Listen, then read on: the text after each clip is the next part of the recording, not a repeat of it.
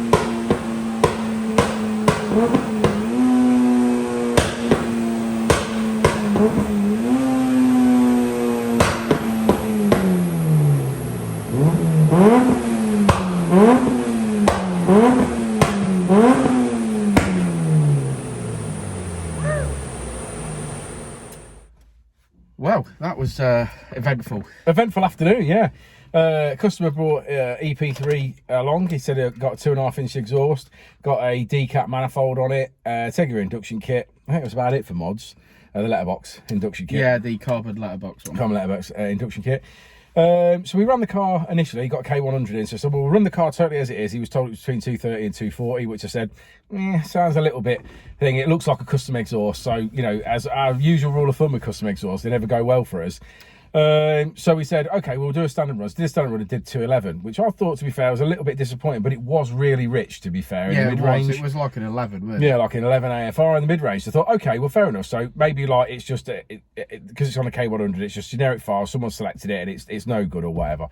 I said, so we'll have a look at it. So we put one of our what class as base files for those sort of mods on, obviously based on other things that we've done, and ran it. And again, it was still rich in the mid-range and it didn't make any power. No, I mean, it did make a little bit of power, but you could instantly tell something was wrong. You know, it should have responded better. It looked like a restriction in the graph, didn't it? Yeah, I mean, peak power still only made 211, and it wasn't going to make any more. The fueling was pretty good towards the top end, so it really realistically wasn't going to make any more. I said to him, there's got to be a problem, and I looked and I says, well, it looks like it's just got a cheap sort of Japspeed manifold, like 4-branch manifold into one, and then just Toyo, you know, on eBay it's like the Toyo Sports stuff. Yeah. So it's like a 4-branch manifold and then a Decat. So it almost looks like the original manifold, doesn't it? And then obviously goes to a Decat, but it looks like at some point it has been a sports cat. He said, I believe that someone's knocked the inside out of that. I said, well, it's got to be that, or possibly the cat's collapsed in there, or something's gone wrong, or whatever. So we better stick it on the ramp and have a look. So we put it on the ramp and had a look. And when we dropped the midsection, basically, just to look into to see if the cat was obviously still in there, we realised that what someone had done as a custom exhaust was cut the flange off the original exhaust, including obviously the bore size in the inside of it, and then made an adapter piece to weld it, the 2.5 inch, onto it, basically. So when all said and done, when you open it up and you look in, you can still see the original 1.5 inch exhaust inside the flange. Yeah.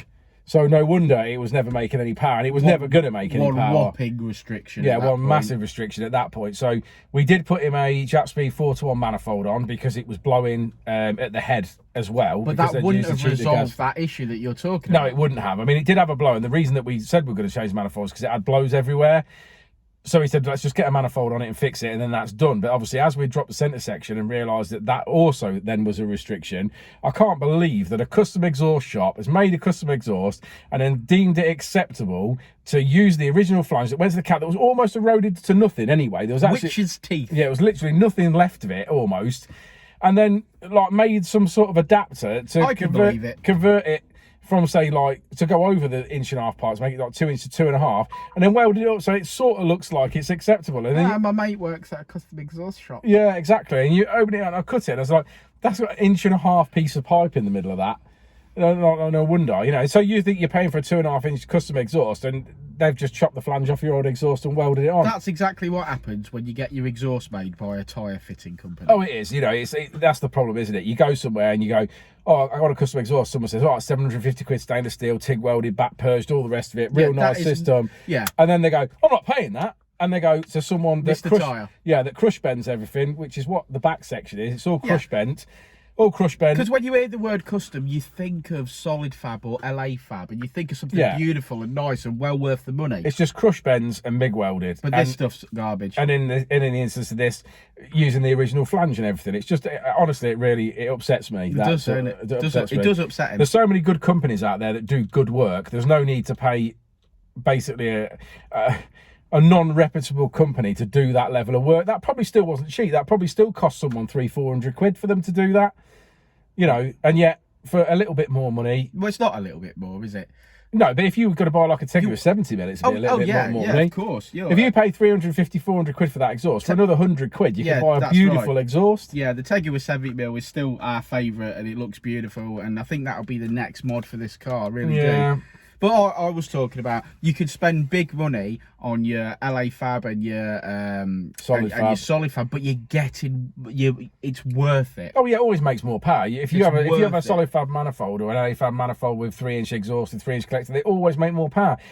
And that's the thing, isn't it? But you've got to allow the fact that you're going to spend £2,000 on exhaust. Which is all right for some people, but like I always say, there's always a product for somebody's budget. And like I said, but you've got to be sensible with your money, like you just said. Yeah, the best thing to do there is you bought you buy a Japspeed manifold, you put a Tegiwa 70 mil on it. I think they're both great value for money, and it will give you really good gains. That's exactly what I've got in my car, Japspeed 4-to-1 and a Tegiwa 70 mil. Yeah, so anyway, after we'd rectified these problems and we'd done that, because we obviously spoke to the customer and said, well, we don't want you to leave unhappy. You know, you've got an hour and a half drive home. It'd be nice to make some power and resolve this issue. So we did. We fixed the issue. We sorted out the flat. We had a spare flange, so we made it a true 2.5-inch exhaust. We sorted that out. Code word flange. Code word flange. And obviously fitted a Japspeed manifold, and then obviously went back for the map. We did make some impressive gains in the mid-range. I think so, yeah. Bearing in mind this car had already got a map file on it, although it obviously had the hardware issues. I think we made about 30 brake in the mid-range, and we almost held that right up to the last 1,000 RPM. At 7,500, it starts to drop off where, again, this exhaust is restricting flow. It's got quite a kink in the arse end of this. It has. Well, they've crush bent it round the back, which has obviously narrowed it, and then obviously they've sort of welded the back box on at a funny angle, but not bent the pipe in an angle. It's just all about flow. Yeah. It's all about flow. So that has caused a little bit of restriction. Plus, as we all know, a 2.5-inch exhaust just isn't big enough for these anyway. No. Not when you really want to push on. But nonetheless, we have now tuned with what we've been presented. I think you'll be leaving happy and it'll drive great. So do we. Want to look at the graph? Come on then, let's look at that graph. Let's look at the graph. Okay, so red line is as you came in on a previous tune, and obviously with the poor exhaust or exhaust manifold. Our blue line is as she leads with the Japspeed 4-to-1 and a custom Dynodaze map, and you can see the gains there, and we finish on 224 brake horsepower we finish on, and 192 at the wheels. Code word, as Richard said, flange. We'll see you all on the next one, won't we, Rich? Will indeed. We will indeed. Before, and I'll say it again. Life moves pretty fast. Let's have a look at your flange, mate. There you go, mate. Oh.